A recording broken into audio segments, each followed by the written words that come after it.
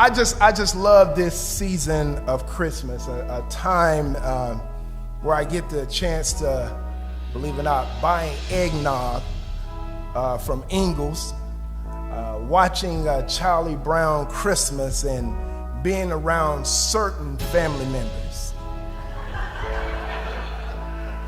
Yeah, y'all got some in your family too. Amen. Certain individuals, not everybody, but certainly. I love being at home binging good holiday movies. This season is a season of hope that things can turn around before the beginning of a new year. Amen. I have seen families that were broken, separated, and they didn't have anything to do with each other, and then come back together around this season and mend relationships. I have witnessed people who have mourned and still mourning loss of loved ones find a good and healthy support system that has helped them during this time of sadness. During Advent season is the way that the world has an opportunity to celebrate hope that came into the world. For the times that we are here together, I would like to have conversations with you from the theme surrounding hope. Now, some of y'all are aware that I will be preaching today, of course, but next week my wife, just to let you know, I don't know where she's going with her sermon, so we might have to come back the following week to continue this conversation. I don't write her sermons. She has to deal with that with the Lord. Amen. And some of y'all have already indicated she's going to do better than you, but that's all right. We'll let the Lord have his way. But the theme for this few weeks, I would like to have the conversation of hope. Hope is best defined as a feeling of trust. And just this morning, I would like to title this sermon, Signs of Hope. Super Bowl 51.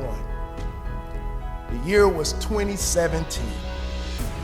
And I can remember this Super Bowl, quite frankly, because I am a New England Patriot fan.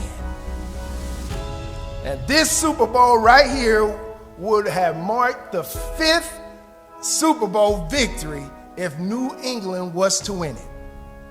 Well, it didn't start out right, because before I could even get something to eat at the nearby restaurant, the Atlanta Falcons scored 3 consecutive touchdowns to take a halftime lead of 21-3.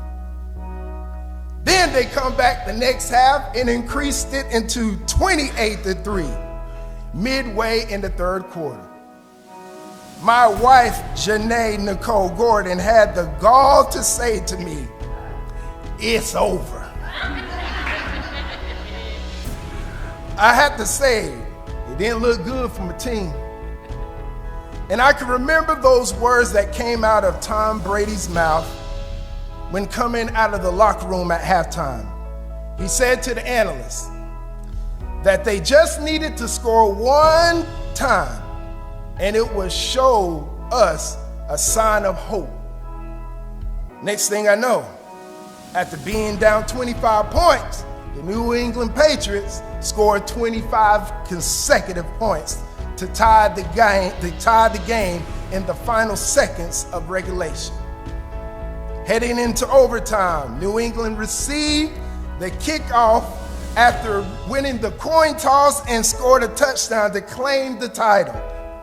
And friends, I must share with you, every time that New England scored, I had a sense of hope that they could win the game.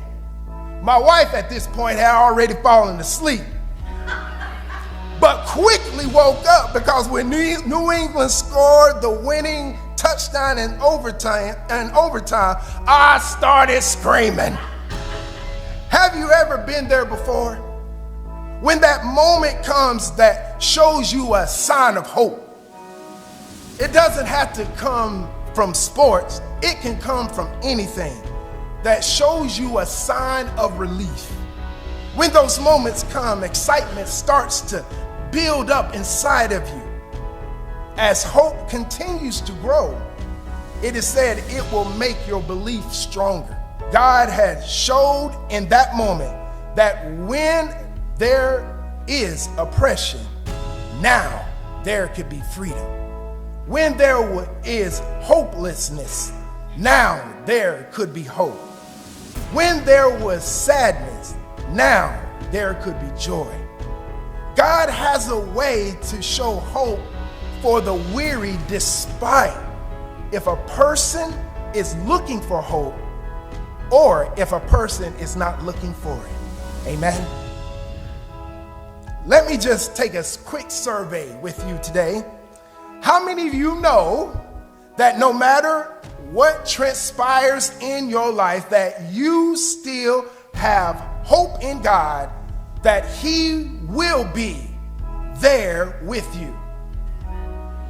All right, looking pretty good, looking pretty good. This same hope that you have in God is what you have seen in your life over and over and over and over again. Amen? And this road of life, to be honest with you, it isn't peaches and cream. And don't get me wrong, there has been a lot of good times, but those days when they were rough, you felt as though God was right beside you, comforting you in this time, in your place where you feel as though you were alone. Amen? And in this passage, we see the effect of what happens when a person sees a sign of hope. Let me ask you, when you sense there is a sign of hope, do you get excited and just can't stop moving? Or is that just me? Or is that just me? You feel like I just can't sit still. Okay, let me break it down there. So Clemson is down by 17 points going into the fourth quarter.